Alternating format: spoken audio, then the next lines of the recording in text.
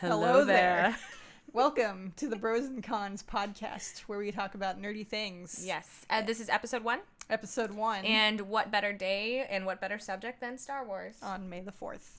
So, yeah. Here we go. So, here we have some treats made by my wife, Marcy, who is starting her own little business, Rue Patisserie. She's graduating culinary in just a few weeks, and we're going to dig into these before we get started. Oh my god. Tastes just like the park. Tastes like the park. The park has a tastes like Disneyland. Oh, it's so good. Mm-hmm. This is the dumbest way to open a podcast. Okay. All right. Well, now that we finished our treats, we will begin with the actual podcast. First things first, just to get it out of the way, we've both been fully vaccinated, following all CDC guidelines, and yeah. So this is something we've wanted to do for a while, and I think after the downtime of COVID, we're excited to do some new things. This being one of them. So here we go. I know that Star Wars has been a big influence in your life. Tell me about that. Yeah, where to start? I guess we should start from the beginning, right? Yeah. Let's do that. So, I think... So my first time watching Star Wars was definitely A New Hope, because that was all we owned on VHS. The only tape? That's the only one we had. Oh my god. It was just A New Hope. That was it. Like, we didn't have the other two. But I mean, did you have other movies besides Just A New Hope? Or no. Oh, okay. I thought you had, one, up on the shelf, backlit, was just, in a golden glow, was Just A New Hope. That's it. That sounds right.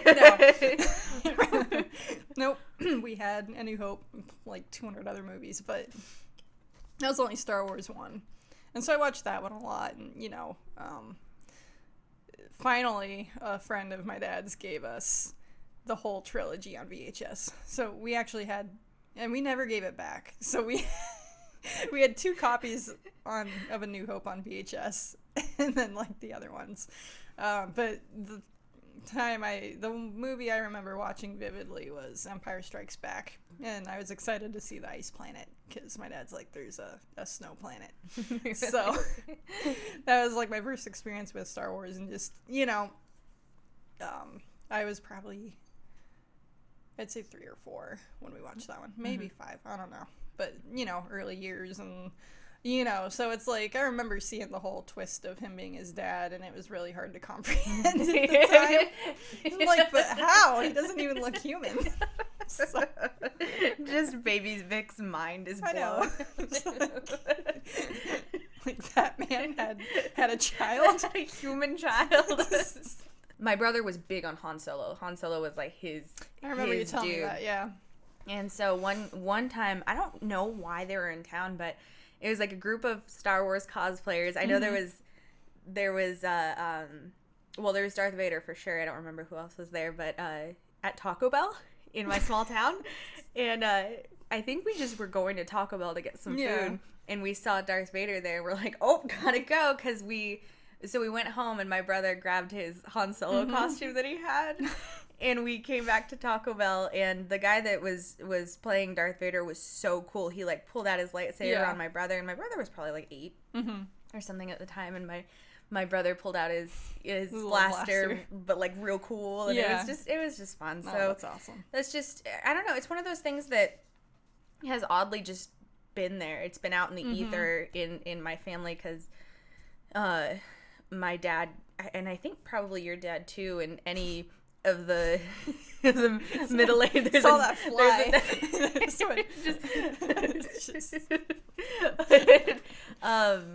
They any middle-aged dude I feel you talk to will say, I remember the first time, seeing this first scene for the first time in theaters, and it blew your mind. I know. So. I love asking people that too. Me too. Anyone over, I guess, 50? Yeah. You ask them, and they have a great answer yeah, usually. It's and it's true. the same for all of them, you know. And it's always unique, and was a life-changing moment for them. Yeah, there's something about that Star Wars feeling that you just don't get with any other movie, any other franchise, anything like that. Nope. So, Okay, so let's do a time jump. Okay. we're slightly older, but still little Vic and Katie. Right. How did you feel about the prequels when you were growing up? Just when you were growing up. Because growing up and now, those are two different answers. Exactly. That's exactly right. Yeah. Right. Granted, I think I still have a lot of that nostalgia and sentimental value with 100%. them. 100%. But it's much harder to watch them these days. Yes. No doubt. But although, yeah. I will note before you start that you can quote almost the entire 3 movies line for line. Oh, yeah. No, yeah. So, yeah, let's see. So, Phantom Menace, I really wanted to go see it, and that was a no.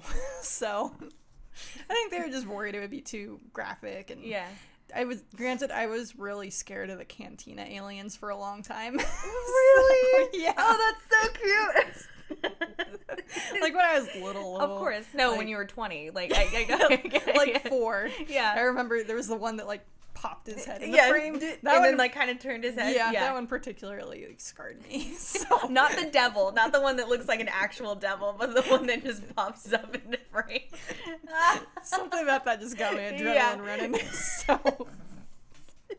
I don't know.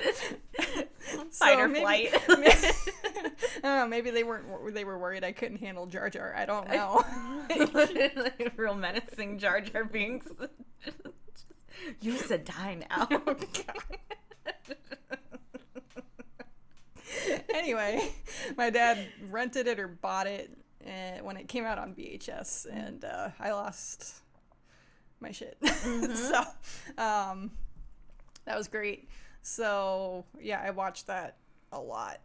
And then we got a Nintendo 64 not much later, and I played that like crazy with the pod racing game. Mm-hmm. That's very nostalgic for me. Mm-hmm. I remember I couldn't beat it, and so I put hours and hours into it at like age 7. And finally was pretty decent at playing pod racing on Nintendo 64 with all its glory of graphics. And it is glorious. Yep. I got to see Phantom Menace. I think I saw all of them in theaters just because, again, my brother especially was really into Star Wars. And I just remember, like, after we saw especially Attack of the Clones, which by all standards is the worst one. But there was something about the... and like the assassination attempt, and then this like this green screen, chase through the city or whatever. That I just loved when I was a kid. Yeah, I don't know. It's like as a kid, for some reason, I really liked Attack of the Clones, and it just gets worse every time I watch it now. And I do agree with like Simon Pegg's ranking of the Star Wars movies, where it's like everyone thinks Phantom Menace is the worst, but it's actually Attack of the Clones. That makes that makes a lot of sense. Well, but there at the time, I don't know, it just there is something about like I don't know. I think maybe we were also of the age where we were just like a touch more cognizant. Yeah. So that we could enjoy this weird like slug assassination, like Obi-Wan jumping from cars, like that kind of stuff. I feel like we were able to enjoy that more. And I mean, everything was a lightsaber after. That's the good thing about this, the prequels, is it got an entire next generation into Star Wars exactly again. Which I think even the sequel trilogy is good for that too. I think so too. I agree. So no, it definitely, like, as a kid, I wanted Qui-Gon's lightsaber for my 7th birthday. I think it was my 7th birthday. And so I got that, and that was, like, awesome. I still have it to this day. That's awesome. Yeah, it was actually pretty cool, because they don't make them like they used to, where you could actually buy, you didn't have to buy the full, like the fancy, what's up? I burped. Oh. Okay. You didn't have to buy the fancy, like, FX lightsabers. The old ones that used to go, like, and come out. Yep. The ones that would come out that way, they actually had a light in them. I remember that, then, and sound effects. And now they just make, like, those cheap $10 ones where you just and there's nothing else to it. Yeah, I remember that. I don't think I think my brother got Luke's lightsaber. Cool. And I remember it having a light in it like coming out, and I might have broken it, but it's, you know, that's neither here nor there. Right.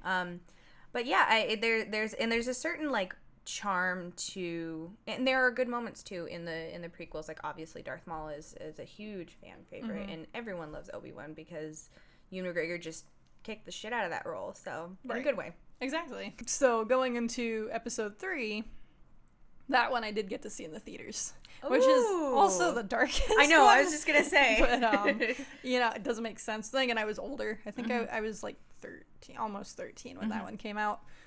We saw it like I think opening weekend or like the first week, and it was.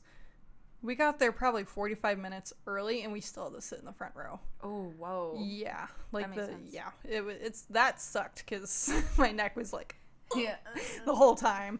But it was great. You know, it was a fantastic experience, and like I love that I got to see that one in theaters because people were just freaking out the whole time. Like, you know, opening credits to credit scroll. Yes, it's just great, and it was like at the time it was.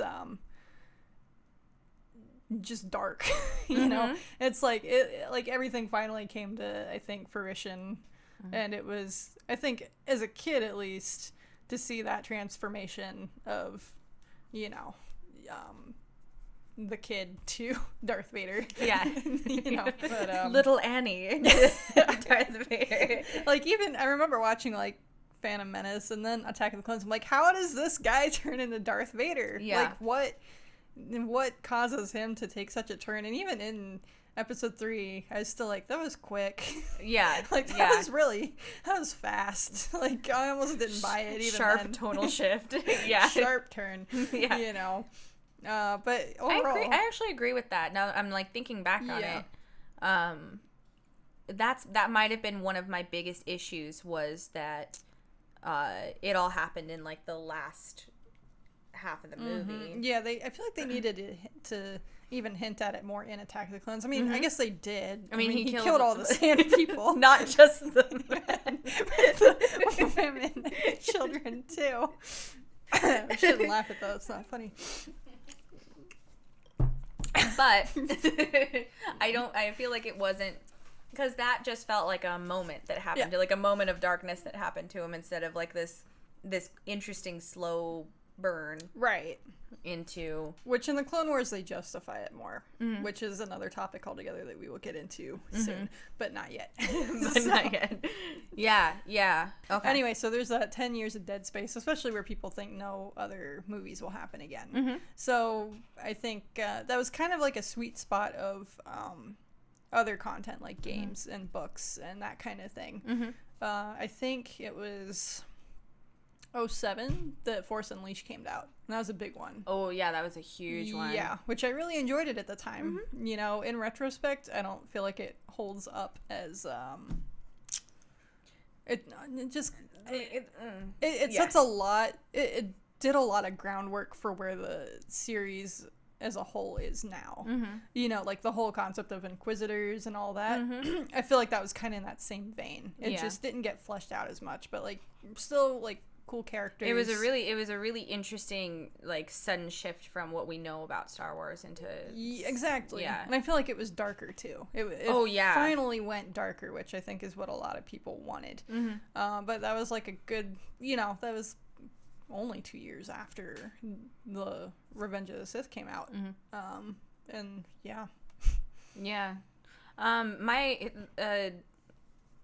I mean, it has nothing to do with the prequels or anything, but my favorite game that I played, and I played that shit for hours, was Rogue Leader?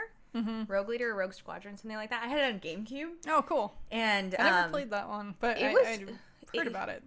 I think the biggest thing was probably that it was a little slow. Like, open world gaming wasn't as big back then, I think, as it is now. But this was very much like, the thing I liked about it was there was a Tatooine level, and you could just fly around Tatooine for as long as the map went. And the map was a lot bigger than other video games that I had been used to up to that point. Right. You might not find anything out there. You might find Womp Rats, but it's just it was just a really cool little game. That's cool. I really liked it, yeah. Yeah, that's fun. Things like that really let you kind of just live in that world for a while. And I think the thing that some of these games addressed was just people's desire for expanding the universe, for Right. just getting a look into not just the Skywalkers, but some like bigger things. Exactly, like other people, people that aren't Force users necessarily. Like those are fun stories to explore. Definitely, yeah. But even like going back into just less story and more like, I think location based. Following Force Unleashed. I guess even around the same time as Force Unleashed. I think it might have came out before, but Star Wars Battlefront 2. Oh, yeah. Those were good times. Yeah, good times. I spent endless hours playing those maps, both for, like, original trilogy and then, like, with the clones and all that. Those were super fun. And I got deeper into it even when I had, like, a PSP. Rest in peace. I was gonna bring up the PSP with Force Unleashed. Yeah, that's actually how I played. Yep. Force Unleashed was on the PSP, not on PlayStation 3, like most people seem to. Yeah. But yeah, I had like every variation of it's gone. It's out the door. Every variation of Star Wars Battlefront. Oh, yeah. Oh, Yeah. I remember you telling me about that. Yeah, there were like a few different ones, and then like they started doing online play. And so I was in like a squad for that, and like a, earlier, chat room days, just with other people that were kids, or at least claimed to be kids. We will never know. Yeah. Good times. And what about books? Were there books that you read like early on? Any supplemental stuff? Did I read? I wanted to read some books. You know what I did? I didn't read the books just for lack, I think, of money. But, granted, I had a ton of books. I don't know why I never bought the Star Wars ones. But I spent a ton of, like, I think, tons of time into reading Wikipedia. Yeah. And it was kind of quicker, too, in a way, because it's, like, it's got, like, artwork, illustration, and, like, kind of summed up all the bullet points that you needed to know anyway. Yeah. Like, it went into detail, and it took a long time to read. So I spent a lot of time doing that instead. Yeah. Which was great, because Oh, you can do it now, even. Yeah, you can do it now, too. I read all about, like, Mara Jade and, the twins. I don't know why I can't. Jaina and Jason, I think, are their names. Yeah, and that was what I really wanted, the sequel trilogy to do. Yeah. And, I mean, that's another story altogether. But, yeah. They did take from some of that, thankfully. They did. Yeah. It was interesting, the elements that they took from, what's it called now? Is it called Star Wars Legends? I think so. Like all the canon stuff that was canon. And then, that sounds right. Yeah. Because it's technically not canon anymore, unfortunately. Yeah, but it's interesting the elements that they took, that they took for the sequel trilogy, and how they took a lot of that and put it into sort of like the more animated stuff that's come out recently. Yeah, like they still paid a homage to it as best they can. And especially like, Thrawn. Yeah, I was gonna say Thrawn. Yeah, like thankfully, like they made him canon again. Yeah, and it's just like I really hope they do kind of pull from that, because there's just such great stories and characters that you can't abandon from that extended universe. Yeah, it was when they revealed that Thrawn was gonna be the big bad in Rebels. I remember us like. Yeah, we were freaking out. Oh, good times. Yeah, Rebels is one of those shows that's like, we say this to people who have never seen it or are interested in seeing it, but it's got all the heart of the original trilogy. Yeah, it really just does. with very different stories.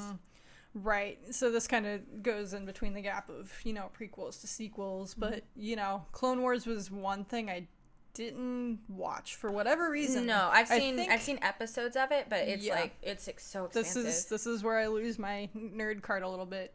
Is I have only seen the movie and maybe 2.5 seasons or so of Clone Wars. Yeah, I've only seen a couple of concurrent episodes. I can't claim that I've even seen like a full season all the way through, but yeah, for whatever reason, it's just been harder for me to get into. I will finish it, but Rebels is where it's stood out to me more for some reason. I think because it takes place in the original trilogy era, right? That resonates with me a lot more than the prequel trilogy, so that's probably why that is. But I love, all the story that they've made in Rebels. Like, they've just delved in so much more deep, especially into, like, non-Force users. I love that, obviously, they explore Mandalorian culture in Clone Wars, and they have those characters pull into Rebels. But that's what I like about Rebels is, it really does more of that lore exploration. Yeah, a lot more world building. Yeah, than which I assume Clone Wars is doing too. I assume they just so. haven't gotten that far yet. Sure, Rebels is fun because it's like it's a ragtag group, like a ragtag family, and right. it harkens back so much to the original trilogy while being, I mean, aside from Clone Wars, like pretty new, right. new concepts in it. So exactly. I really liked that. Yeah, that really, I think probably 2 seasons were out before Force Awakens or so. So that really tied me over, Yeah. until Force Awakens came out. I got my fill of Star Wars that way. Yeah, I hadn't been caught up when The Force Awakens was gonna come out, so you were like, come over, we'll watch Rebels. Actually, no, we were going to watch the entire prequel. Was That's it the prequel right. trilogy? We were or gonna was watch it all of them? We were gonna watch all of them. That's what I thought. We got about 10 minutes into Phantom Menace and turned it off. Yeah, we got into the diplomacy stuff, and we were like, so then watch Rebels? Yeah. So we watched Rebels, and then I think we got into A New Hope a little bit. We still watched a lot. Yeah. But yeah, we didn't get as far into anything as we wanted to. If anyone hasn't done this, I highly recommend, like, if it's something that you love, there's nothing like going on opening night to something that you've been excited for years. Yep. Because going opening night to Force Awakens for us was like life-changing. It was the best feeling, and I don't get that feeling from any other trilogy. Like I love other trilogies. I don't know what you want to call it. Other franchises, other series, IPs. I love a lot of them, but there's something about that Star Wars feeling, like when the Lucasfilm thing came up on screen, you and I started crying. It was so good. So good. Oh, but yeah, I mean, even like the process of getting tickets for Force Awakens was like just difficult. Was it a lottery system? I can't remember. It wasn't a lottery system. Should have been. But it was a free-for-all, and within 5-10 minutes, they were sold out for the entire weekend. That's right. I ended up like panic buying in a couple different theaters. I remember that. Yeah. I really like The Force Awakens. I do too. A lot.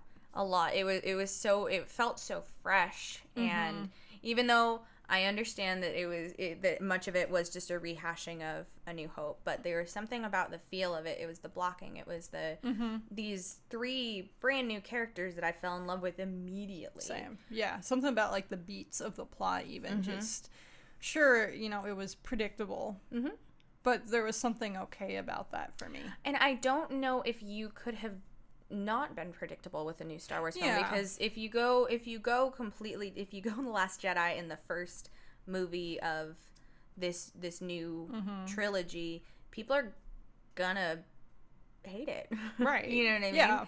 And it's like even us, like, we probably wouldn't have been as happy if something completely left field was on the screen during Force Awakens. I agree. You do something too different, people are going to just say, well, that wasn't Star Wars. Exactly. And then you do something, safe, and they're like, well, that wasn't an original.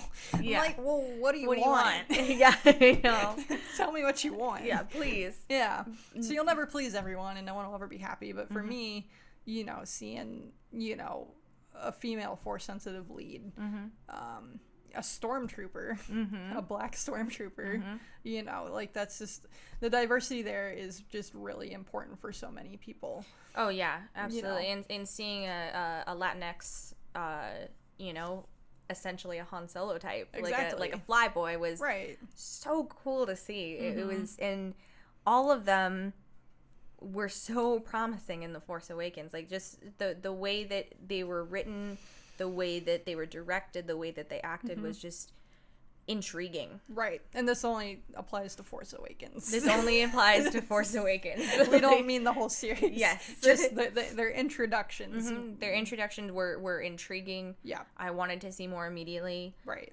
Finn absolutely stole the show for me. He in was Force my Awakens. favorite. He was my favorite character by far in the Force Awakens. Yeah, he was, besides the Steel Pecker, he was my favorite. Yeah, goal.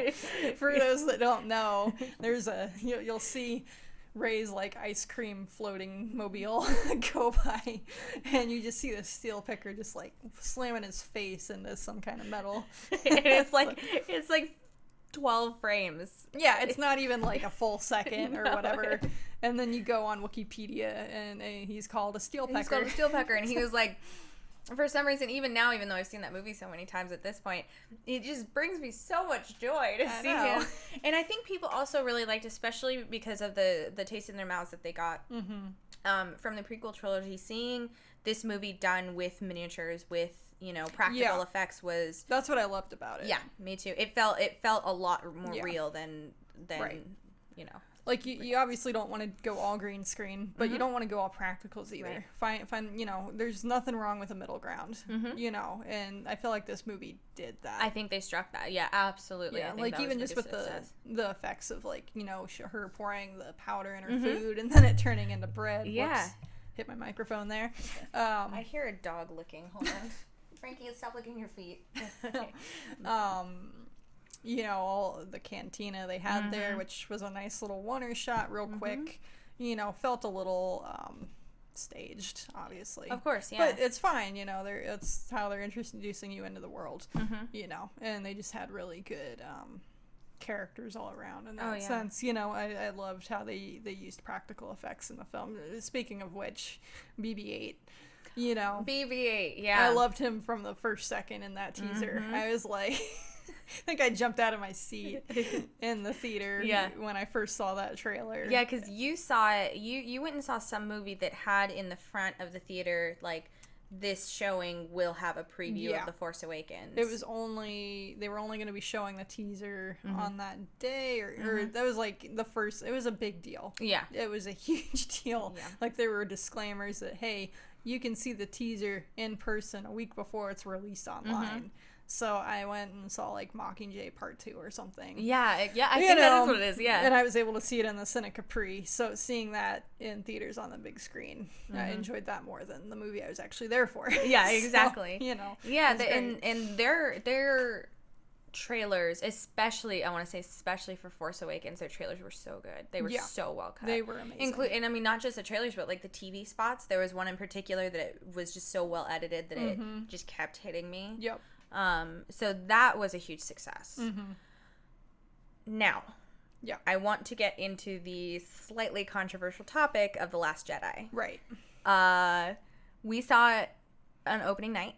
As always, as always, we have for every single Star Wars film. Any Star Wars film, we make a pact that, like, it's always us, but sometimes our brothers, sometimes our significant others. Right.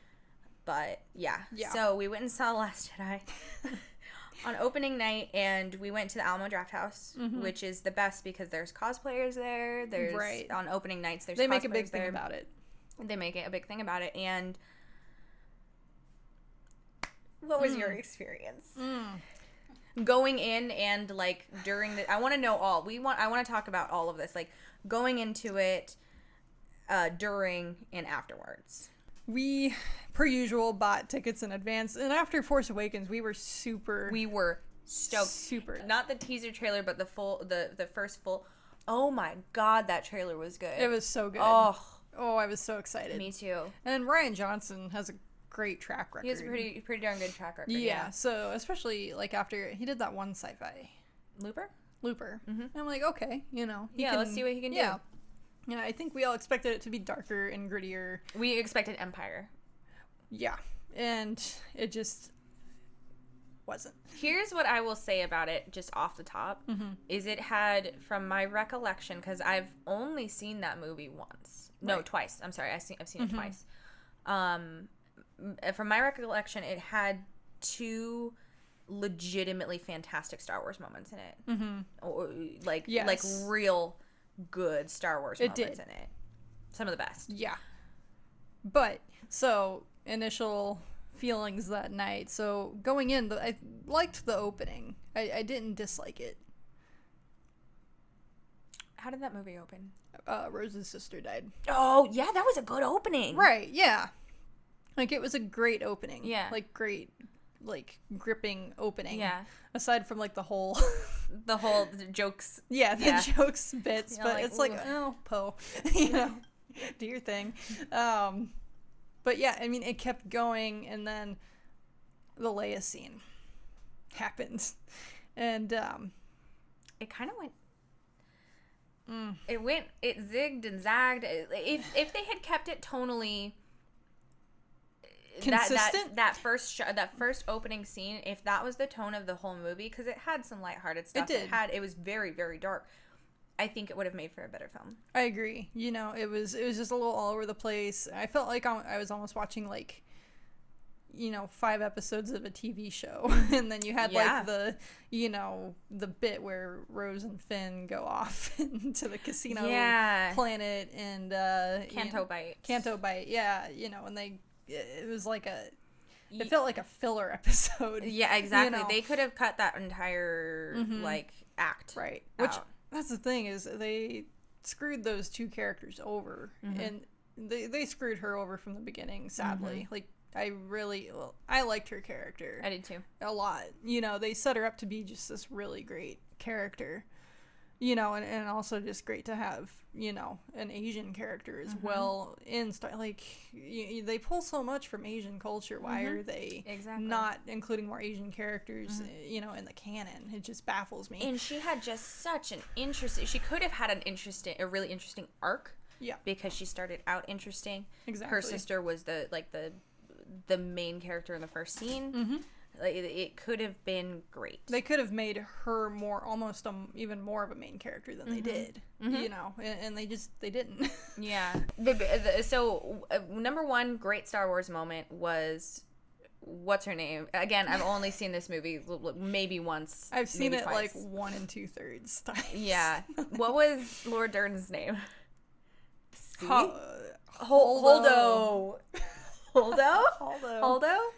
Her. Laura Dern. Yes, Laura Dern. Laura Dern. We will just refer to her as Laura Dern from here on out. Laura Dern does the Laura Dern maneuver, which turned into just a beautiful... I gotta, like, that moment in the theater is probably arguably my best theater moment ever, because it went silent, and you heard that cut through the ship, and you collectively heard people go, it was just, everyone had the same reaction. And I don't think anyone can ever deny that if you saw that in theaters, that did not literally take your breath away. And there was like a collective like holding of breath until the slow motion part was over. Right. I'm getting goosebumps right now thinking about it, because that was a Star Wars moment. That was like one of those that good stuff.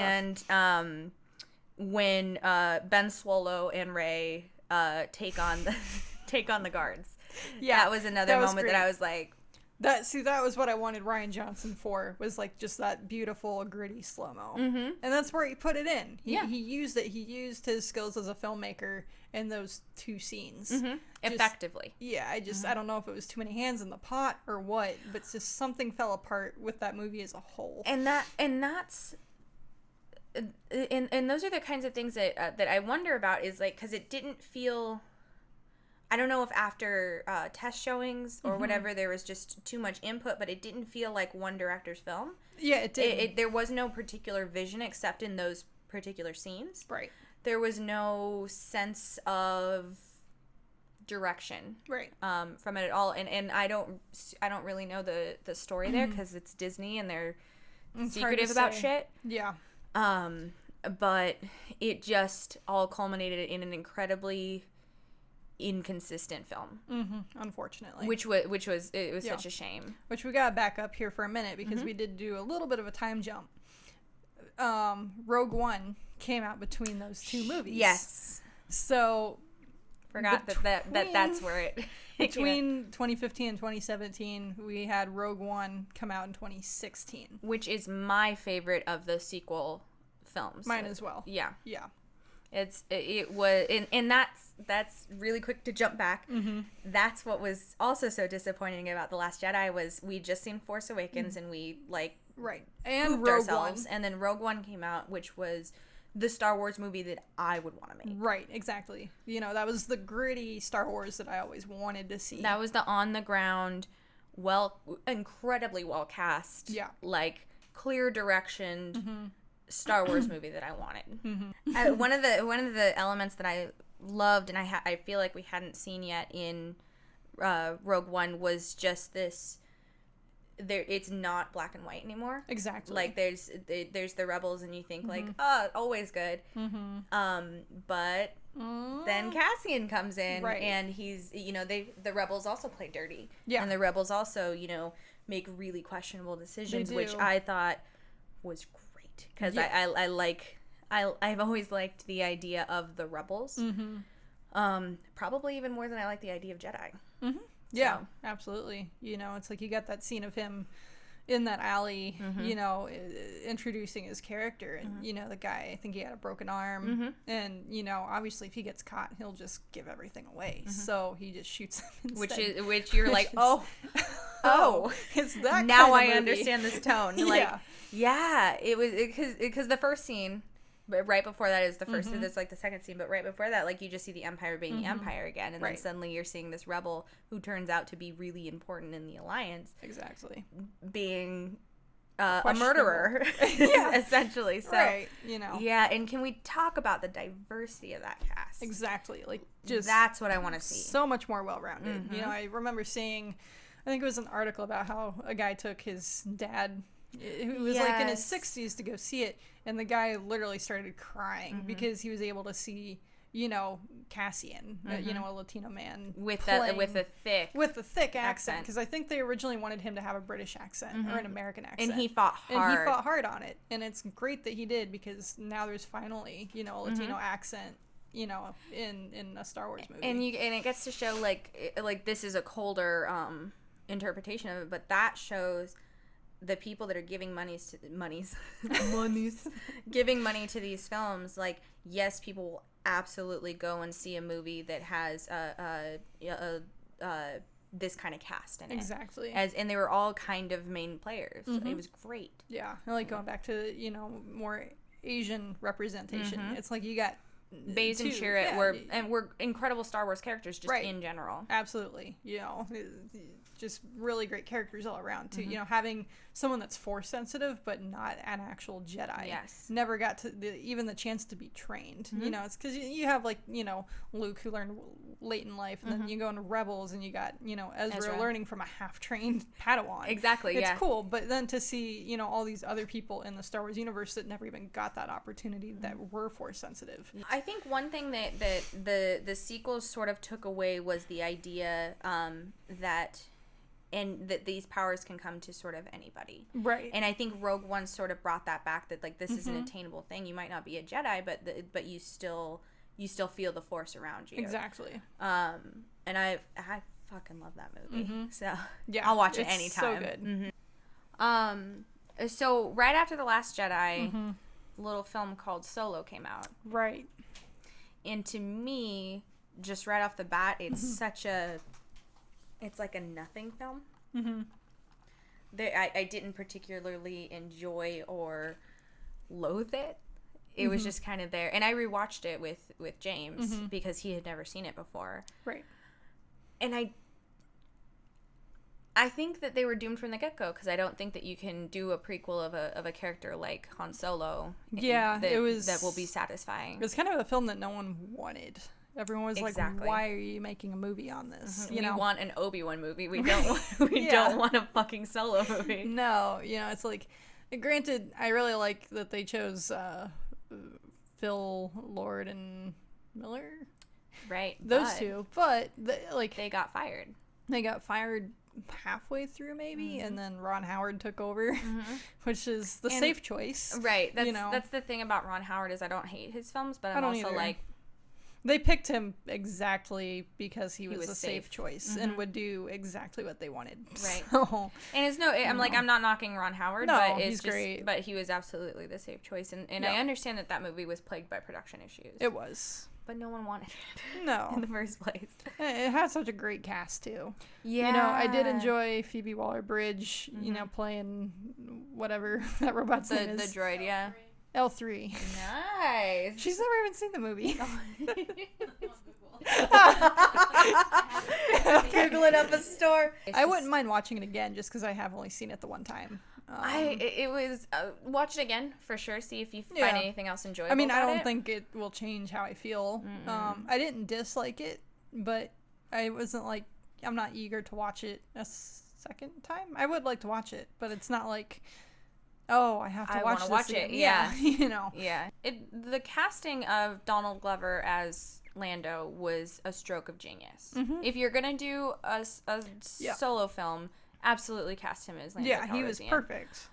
But he wasn't. Like that's the thing. That's the thing is he was perfect, but they didn't utilize him. They didn't utilize him. And Alden Ehrenreich was amazing in the film that only you and I like, Hail Caesar. Yeah. He was so funny. And he was great. I think they wasted him. I didn't hate Khaleesi. What's her name? Emilia Clarke. Yeah. I didn't hate her in that movie, but she was also just kind of there. I know. And they built up this plot with her.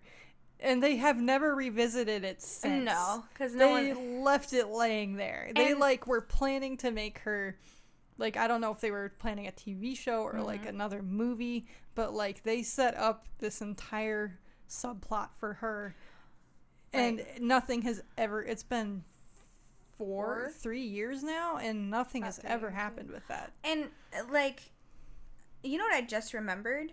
Because I don't remember, but because this movie was just such a nothing. Fucking Paul Bettany's in that movie. Oh yeah, he's the scarred up dude. Yeah, and once again, a waste of a good because he's great in everything. Yeah, also a waste of Tandy Newton too. I forgot Tandy Newton was in that film. She died 5 seconds into the movie. Oh my god! And Woody Harrelson, I'm always excited to see that dude. Yeah. Oh, okay. So the one thing that I did like from that movie was the chick from Falcon and the Winter Soldier. Yeah. She was cool. I barely remember. She also had 3 minutes of screen time. So yeah. It was just it was a wasted movie. I thought, and it made me. And there's the parts that I genuinely did not like in that movie were sort of the contrivances of how he got his name. Oh god, I hated that. Yes. Well, I guess I'll call you Han Solo. Is that a burn? What are you doing? That was the stupidest thing. You know how he got his blaster? The coolest weapon besides a lightsaber in the Star Wars universe? Someone just threw it at him. Woody Harrelson just, here, have this one. But you know what I did like? They left the canon in of how he met Chewie. I did like that. Okay, I did like that. That was great. And the guy that played Chewie was great. Yeah, he did good. I think other than that, the only thing I remember from that movie is L3 freeing all the droids. And that was she's freedom. It was the one scene I really cared about. She was pretty great. Yeah, it even had pretty good choreography and stuff, and it just didn't really stick for me. Yeah, there was a couple of moments there where what was her name? Lyra? That's Rogue One. Back from the dead. What was her name in that movie? Huh? Khaleesi. Emilia Clarke. Kira. That's it. Same thing. Kira. Oh, here's Lyra, back from the dead. A miracle. Oh, he's so good in that movie. Anyway, she had a cool kind of kick-ass scene in there. She did. And she fought with Paul Bettany, which I forgot about until right now. Right. Which was great. That was a pretty well choreographed scene. Yeah. But I don't know. I was just really disappointed because it was nothing. It either needed to be so bad that I enjoyed it, right, or really good, and it was just none of those things. It was just. I think the best part of that movie was Darth Maul at the end. And why are we trying to repeat the prequels in the idea that Darth Maul is the best character in all the movies. Like, don't do that. No. We all love him. It's chill. I know. And I think that part of that was like, it feels like a part of that was the filmmakers going, ooh, this isn't a great film, but what if? But what if we tease a potential movie with Darth Maul in it? That'll draw people in, and it kind of worked because I want to see that movie with Darth Maul in it, but it never happened. It never happened. And I don't know if it will happen. Because that movie kind of bombed. It did. No one wanted it. They should have seen that coming. No, Rise of Skywalker was 2019, December. So coming into that one. Coming in hot. They came out with a trailer, I think, at Star Wars Celebration for that one. And again, I was excited all over again. Yeah, I know. I'm like, well, JJ's back. Yeah. And that was really quick, the firing of Colin Trevorrow. Yeah. Oh, I was not excited for that. I was like, I don't care about this movie. I don't want the guy making Jurassic World to make a Star Wars movie. Like, yeah, that was sort of, especially after The Last Jedi, because we all kind of liked Rian Johnson at that time. Like, my faith was shaken. Me too. But then they hired JJ back, and I really I enjoyed The Force Awakens and what he did with it. And I know he still gets so much flack as a director, but like I've thoroughly enjoyed a lot of the stuff he's dipped his hands in. And kind of just him as a dude. Yeah, he's just, I mean, he gave like a really good TED Talk about how he writes a screenplay. You know, it's just, he does a great job. Yeah. You know, like, again, safe. Safe. But, safe. You know, I just enjoy his sense of humor, you know, and how he portrays it in movies, that kind of thing. I remember when we were seeing Last Jedi, and because we saw it at Alamo where they served food, and the waiter came up at the end. She's like, how was it? And I was like, it was something. I also remember that your brother said, well, that was a Star Wars movie, and you and I in tandem went, was it? Yeah. Was it, though? Yep.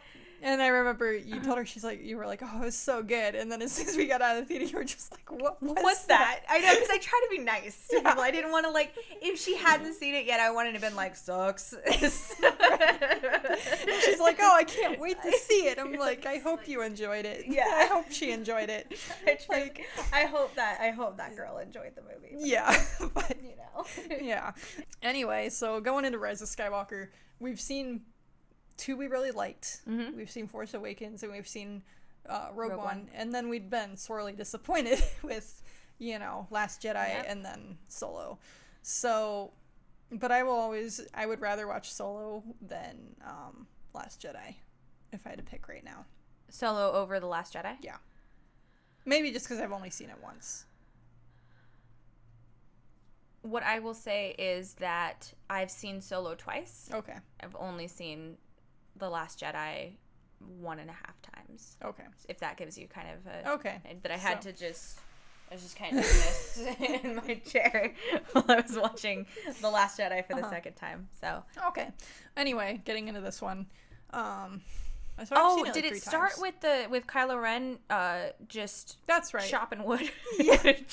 Oh, yeah. I love the opening. Yeah. Yeah, it was great. Yeah. You know, going through the forest with that little, like... Yeah. Power grab. Yeah. Yeah, good stuff. But overall... and I liked the first 45 minutes I loved. Like, I was like, this is what I wanted Last Jedi to be, with this character banter, these fun little moments, you know. That was the biggest thing missing from The Last Jedi. If we get really down to it, the thing that I was missing from The Last Jedi the most was my 3 favorite characters not interacting at all. Right, because they split them all up. They split them all up. And it's like, why would you do that? You know, I get that it happens, but yeah, you know, having Rey, Finn, and Poe all together, it's like we finally got those moments I think we craved in Last Jedi.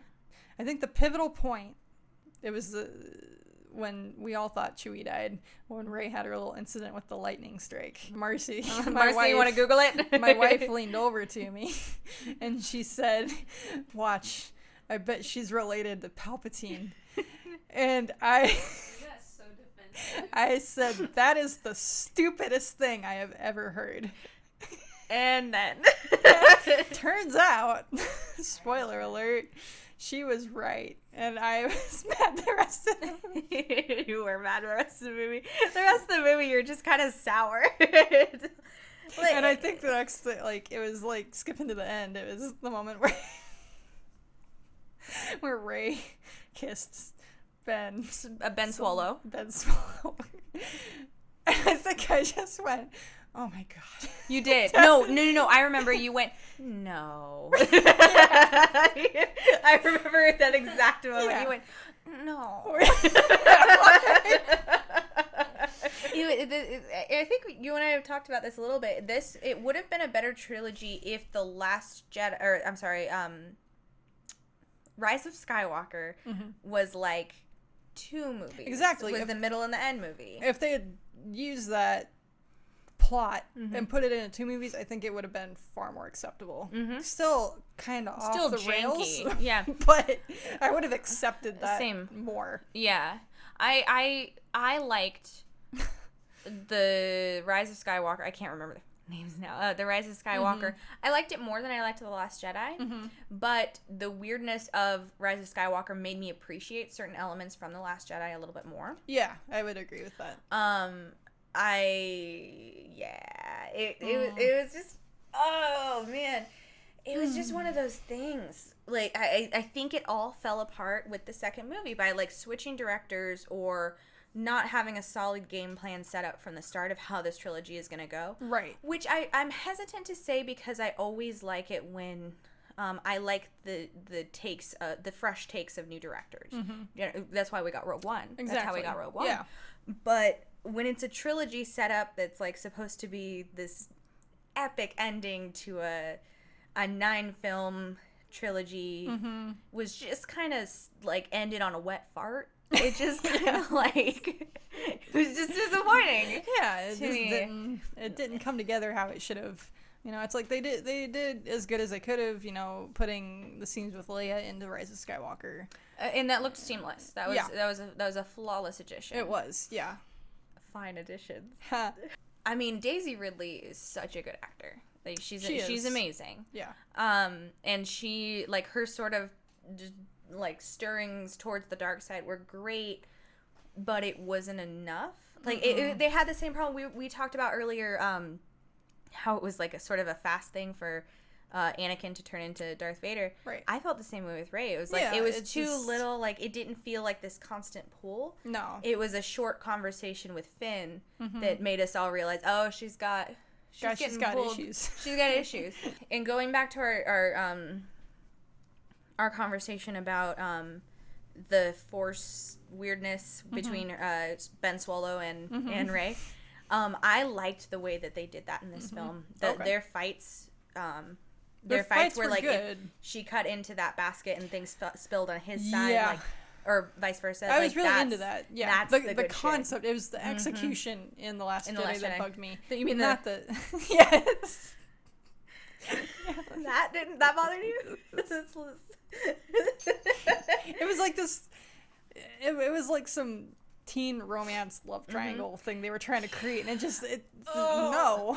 Which is like, it was so frustrating to me because like the love story between Han and Leia, that's some good shit because they felt like a real couple. They're fucking fighting all the time, but also loved each other and were part of a team. But with these two, it's just like, oh, you're evil, but you're evil. I know, but you're evil, Kylo Ren. But you should come with, like, it's just like, why would she even have any sort of connection to him? Like he's a bad guy. He's a bad guy.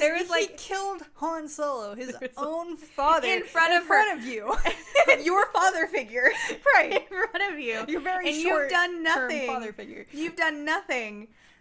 But like he's done nothing but be mean to you. Yeah, you've done nothing but hate him. Yeah. Great, you've got a connection that no one else has. Cool, like use that to be a team. Right. But this love bullshit is like no.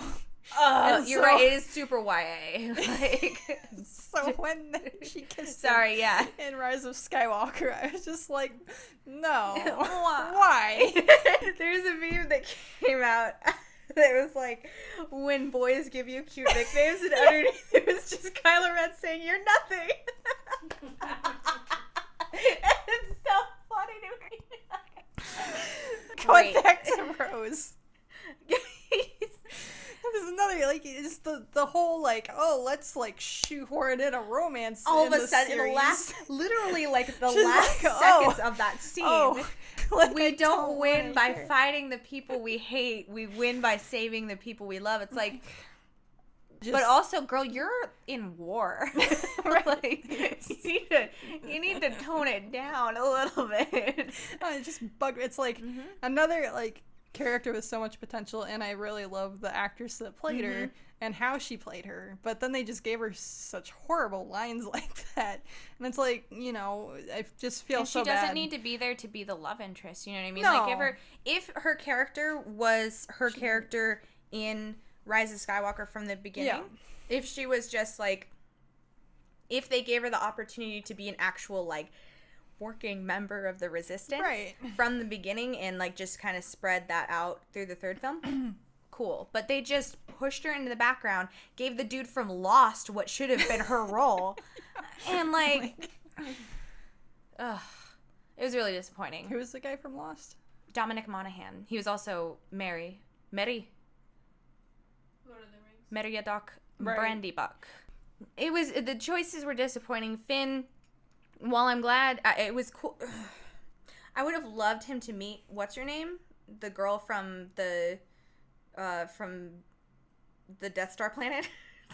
Yeah. Yeah. I would have loved to, like, that troop. There's a troop of defected stormtroopers just like him. Why did you not put that in the second movie? Right. And make him the commander? Like, or do something. Instead, he got that weird fight with Captain Phasma. It's just, like, why? Rebel scum. Like, stop doing this. But, okay, so really quick, I want to mention that the idea of Palpatine being alive somehow wasn't all that weird to me, because there's a history in comics of him having clones and shit. That's like extended universe. It's exactly. like he's got like 1,000 bodies around. Just they're just chilling. Yeah, because of course, like, the arguably most powerful evil person in the universe. He would have a backup plan. It's a sci-fi. Of course he would. It makes a lot of sense, and he looked and sounded great. Yeah. So no real problems there.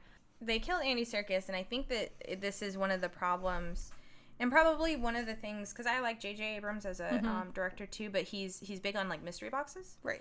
And I think you can, if you don't have a plan laid out. Exactly. This is what happens. It's like, sometimes he'll set up a mystery docs.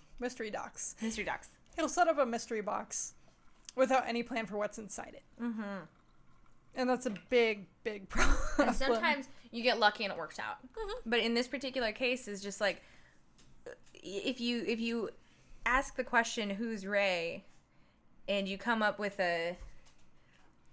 Palpatine's granddaughter as the answer, it doesn't really work. No. Especially when, as far as some people are claiming, the plan was always for her to be, you know, no one's, you know, relative. And that was actually something that I didn't hate about Rian Johnson's vision, was to have her be just a person, just a chick out in the universe. That was interesting to me. So the fact that they made her Palpatine's granddaughter was just weird. Yeah. And are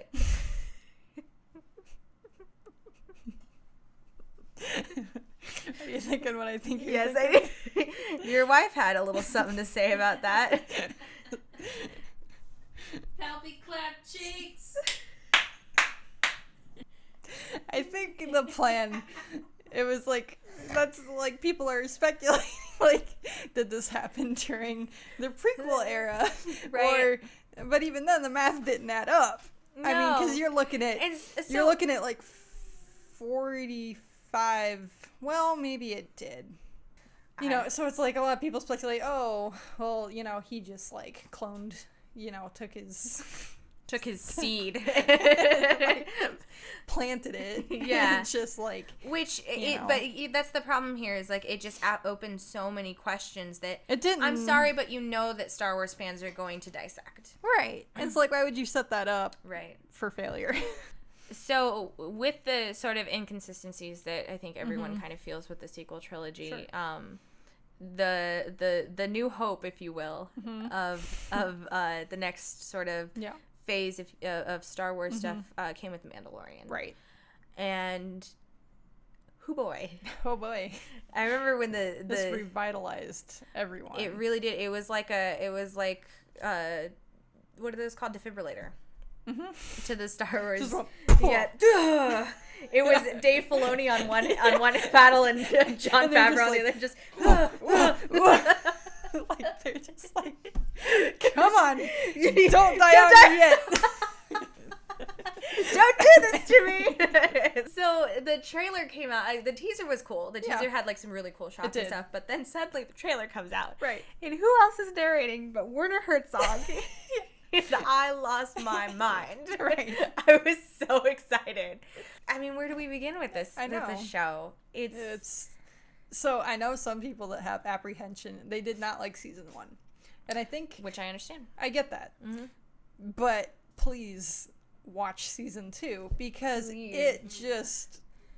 because I agree there were a few episodes of season 1 that were just so filler and so like ugh, but as a whole, the series, it's so Star Wars and just great. Like season 2 just brings everything together. The first episode of season 2 as well has some of the best Star Wars, like ever in general, and especially if you've kept up with like the animated series and stuff. Like it is very satisfying. Like especially watching Rebels. I'm gonna say especially Rebels. Yeah. I mean, I haven't seen Clone Wars, but granted, still. that's like Dave Filoni's baby, and he's starting to tie a lot of his animated series stuff into his live action, and it works so well because of that. It's consistent. It has like what the sequel trilogy lacked with all this consistency. It's like everything ties together, and the plot is consistent. The characters are consistent. Everything is working. All these cogs are working together. Yeah. Finally introducing Ahsoka in live action form, played fantastically by Rosario Dawson. Yeah, she nailed it.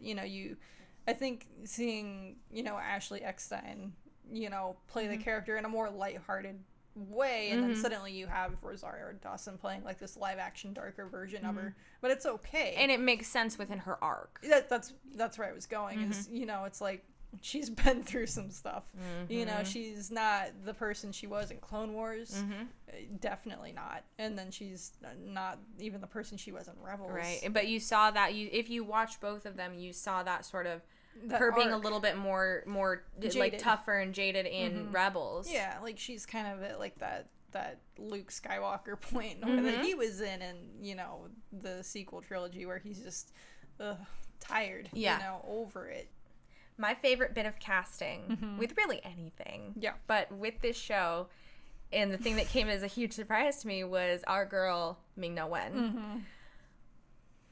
She's so good. Do you remember the text message that you sent me? Because you saw the article first. Oh, yeah. And Vico in all misspelled words, all caps, it was supposed to say, "Are you ready for what I'm about to show you?" And I just said, "What?" And she sends me the article that said, "Meet Ming-Na Wen's assassin from The Mandalorian." And I think I screamed out loud in my apartment. Because she's our hero, dude. She is. She's so good. And for those that aren't familiar with her, which I think more people are now, especially after season 2, she plays Mulan, which is what pretty much everyone is familiar with her for. Not like Mulan remake. Yeah, but like OG Mulan. OG like Disney Mulan, 1997, 98, whatever year it was, Mulan. And then we really loved her in live action in Agents of S.H.I.E.L.D. Yes, she's so good, and she's kind of become like this folk hero for me and Vico. I don't really know why. We're just so warmed to her. We love Ming-Na Wen. And when they said she was going to be an assassin in fucking The Mandalorian, I lost my mind. It was so good. And like then, the news I needed. Exactly. And then the biggest disappointment of The Mandalorian that made me kind of sour on this show was she had in season 1 she had 4 minutes of screen time. It was a disaster. She got shot. Yeah. And I think the last shot of that episode is just her laying in the dirt, and obviously like a boot or something comes up, and she's just laying there dead in the dirt, and I'm like, Okay. Well, she's dead. This was a waste. Yeah, like why would you hire her? Like, why I would know you hire Ming-Na Wen? I know you got her on retainer, Disney, but Yeah. like, why would you hire her to come in for that? for like 1 day of shooting. It's like they made her like an assassin with a gun, and it's like, but her skill set is martial arts. And that was something that we were talking about. Wait, I think did we watch that episode together? No, I think you watched it first, and you were like, just be prepared. That's right. Yeah, and yeah. I watched it, and we were like, why? That was the biggest point that we brought up was like, why would you hire Ming-Na Wen for like as a sniper? Right. And as we soon found out, yes, they had other plans. Yes, which, as they always do. Yeah, season 2 rolls. Oh, they always do when it comes to like Dave Filoni, right? Or he's like, I'm gonna zig, and then I'm gonna zag, and most of the time it works. It does. So in season 2, Miss Ming-Na Wen, pops up in spectacular fashion. The good old Boba Fett. You're like, I didn't know that this would make sense, but this makes perfect sense. Especially when she goes like, I'm a yeah. woman. And then she's like, like she's got robot guts. Yeah, like, oh. Like, that makes sense. Yeah. Like, the return of Boba Fett was a huge fan service moment that like hit every right. It hit beat. every right note. Yeah. Absolutely. And if that wasn't exciting enough for me, Ming-Na Wen, right, being his right-hand man. Yeah. Just so down. Like, I can't wait to see what they do. Like, granted, she didn't do a ton of stunts in season 2 either. But I have full faith that they will tap into that now that she's, like, established as this, side character in the Book of Boba Fett. Right. So. And that's something I'm incredibly excited for because it's a weird, not just because it's Boba Fett, but because it's a weird offshoot character. Like, the more I feel like we're going away from the Skywalker trilogy, like, it as long as that's over, like, we get to sort of, directors are free to explore these weirder characters, and Boba Fett's kind of safe because everyone likes him.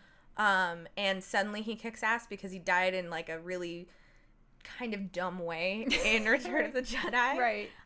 So to have this sort of, like... But even in the expanded universe, he didn't die either. Right. So, it's just like having this character come back to kick major ass, to be this, like, this strategic, interesting, like, kind of complex character. Yeah. With Ming-Na Wen as his, like, right-hand man. It's dreams. I have utter faith in Book of Boba Fett. Me too. The other thing that we will be getting that everyone has wanted from the beginning, but we got sidetracked with Solo, was an Obi-Wan something. Thank God. And this is going to be an Obi-Wan series. Right. Which is much deserved, which I think this would probably work better as a series because I want more of it. Yeah, like a movie's just not going to be enough. No, it's not. And the fact that they're getting Ewan McGregor back. Yeah. Hayden Christensen's coming back, at least that's rumored. Yep. I like, what kind of story do you think they could do with it? I think likely they will tie it in between his time, between Revenge of the Sith and then the episode where you see him in Star Wars Rebels. I think, Yeah, because I'm really down for an all Tatooine Obi-Wan. I was gonna say Ewan movie. Obi-Wan movie. I'm very into that. They might potentially maybe do some kind of flashbacks to when he's younger, maybe even like a Padawan, because he doesn't look any different. Right. They could do that too. Yeah. Like, I'm talking also like kid Padawan. His kid Padawan. But also, they could get away with like Revenge of the Sith, like, Clone Wars era shots, especially like in his full armor, like going back to Clone Wars, all that. That's that would be interesting. Possibility. Especially, they're throwing on all that like face regeneration stuff anyway in post. Regeneration. I don't think that I would hate going back in time with him, but I would also I would love Adventures of older Obi-Wan on Tatooine. Yeah, for sure, which I think it will likely be, because obviously everyone always wonders, like, what did he do there for 20 years? How did he protect Luke? Did he have to protect Luke? Like, what? Yeah, and what there's happened just there? So many, like, you can just do an episode alone on him stopping some assassin or something from, Love coming. That. And the final showdown between Maul and Obi-Wan on Rebels was so perfect. Good. It was perfect. It was fantastic. Yeah. The other things that we have, coming out. Well, it's come out today. Mm-hmm. Bad Batch. Bad Batch. Which we haven't watched yet. Nope, haven't seen it yet, so we will do that after this. Yeah.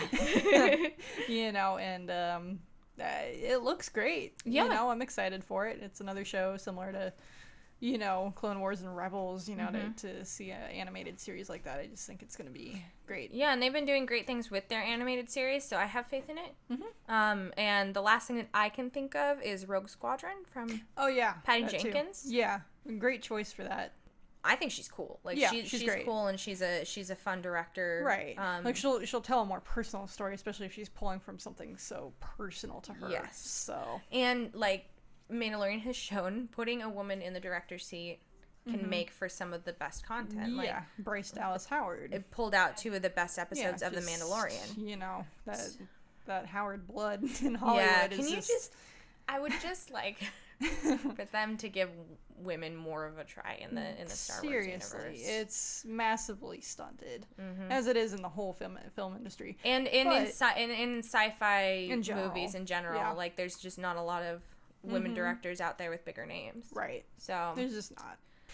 Well, anyway, that concludes our Star Wars episode of the Bros and Cons podcast. This is our first episode, and we are glad that this was our first one because we're just such big Star Wars nerds. Yeah, who knew that we would have this much to talk to after 10 years of friendship? But we still filled the block. Yeah. So, we don't have a next one yet, but we will figure that out. We will figure that out. We have a lot of plans. We just do. don't know what the best next episode is going to be. We don't. So stay tuned with us. We're excited to, try this out, make some podcasts, talk about nerdy things. And we're surrounded by our friends. Yeah. Everyone, we do photo shoots and films with cosplayers. So, we'll do an episode on that as well, I'm sure, and have some guests in here, which sure we will. I'm very looking forward to. Very looking forward to. Grammar. What is grammar? What is words? But thank you guys for tuning in, and may the 4th be with you.